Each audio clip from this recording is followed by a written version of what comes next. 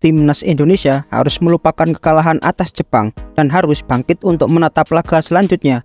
Di laga selanjutnya, Timnas Indonesia akan menjamu Arab Saudi. Kedua tim tentu ingin meraih kemenangan di laga yang berlangsung di GBK. Kemenangan akan menentukan langkah kedua tim untuk menjaga peluang lolos ke Piala Dunia. Bagaimana peluang Timnas Indonesia? Yuk simak videonya. Bagi para pendukung Timnas Indonesia, jangan lupa like dan subscribe. Pelatih Sinteyong sedang berada di dalam tekanan setelah hasil buruk yang dialaminya. Tim asuhan STY ini hanya meraih 1 poin dari 3 laga terakhirnya.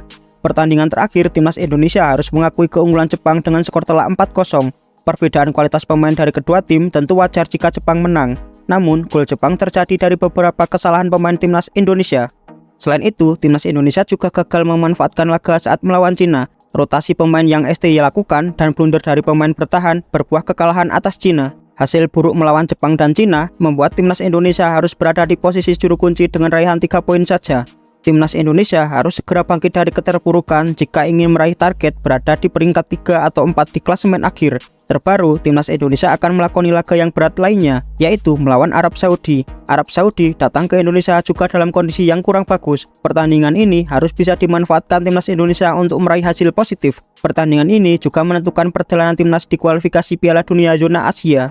Di pertemuan pertama, Timnas Indonesia berhasil menahan imbang Arab Saudi dengan skor 1-1. Namun, di pertemuan kali ini berbeda. Meski Timnas Indonesia bermain di depan pendukungnya sendiri, Timnas Indonesia sedang dalam tren negatif. Sedangkan Arab Saudi bertandang ke Indonesia dengan hasil positif setelah mampu menahan imbang Australia di laga tandang. Arab Saudi bertandang ke Indonesia tidak akan diperkuat oleh 2 pemain andalannya, yaitu Salman Al-Faraj dan Muhammad Al-Sanketi. Meski begitu, Arab Saudi tidak mengalami penurunan secara permainan. Timnas Indonesia juga harus mewaspadai strategi ekspres tinggi dari Arab Saudi.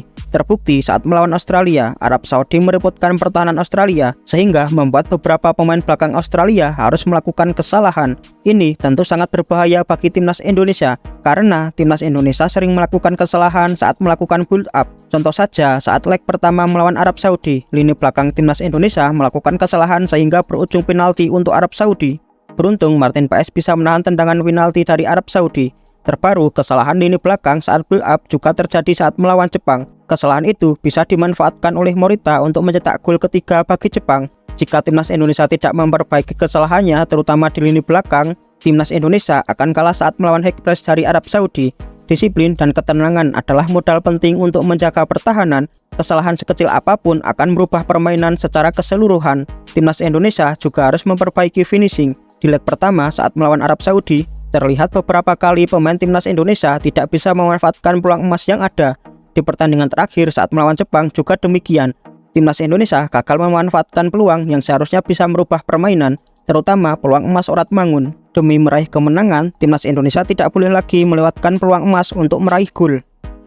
Kabar buruk juga harus dialami oleh Timnas Indonesia. Di pertandingan melawan Arab Saudi ini, bek baru Kevin Dix besar kemungkinan akan absen membela Timnas Indonesia karena masih mengalami cedera. Kevin Dix mengalami cedera saat pertandingan terakhir bertemu Jepang.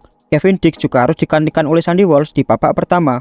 Sebelum cedera, Kevin Dix tampil apik saat melawan Jepang. Kevin Dix juga beberapa kali mengirim umpan yang cantik. Meski umpan dari Kevin Dix belum bisa dikonversi menjadi gol oleh Rafael Struijk. Menurut manajer Timnas Indonesia, pemain FC Copenhagen tersebut masih dipantau kondisi terbarunya. Kondisi tim secara keseluruhan cukup baik, tetapi Kevin Dix cederanya belum bisa dikatakan membaik. Kami akan melihat penilaian tim dokter hari ini atau besok, serta melihat bagaimana perkembangannya, kata Sumarji dikutip dari Antara. Kehilangan Kevin Dix tentu sangat merugikan Timnas Indonesia karena Kevin Dix mampu bermain bertahan dan menyerang secara baik, sehingga mampu menciptakan ancaman untuk Arab Saudi. Pertemuan terakhir melawan Arab Saudi di GBK terjadi di kualifikasi Piala Asia 2015, tepatnya di bulan Maret 2013. Saat itu, Timnas Indonesia diperkuat oleh Boaz Solosa dan kawan-kawan. Boaz Solosa mencetak gol terlebih dahulu di menit awal babak pertama setelah memanfaatkan peluang 1 lawan 1 dengan kiper. Boaz Solosa bisa mengkonversi peluang tersebut menjadi gol. Namun di pertandingan ini, Timnas Indonesia harus mengakui kekalahan atas Arab Saudi dengan skor tipis 1-2. Kita berharap di pertandingan nanti, Timnas Indonesia bisa memperbaiki penyelesaian akhir dan bisa disiplin di area pertahanan.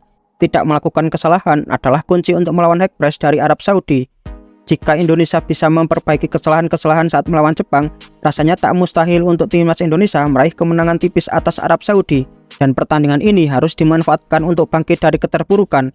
Semoga timnas Indonesia bisa meraih kemenangan untuk menjaga asa peluang lolos ke Piala Dunia.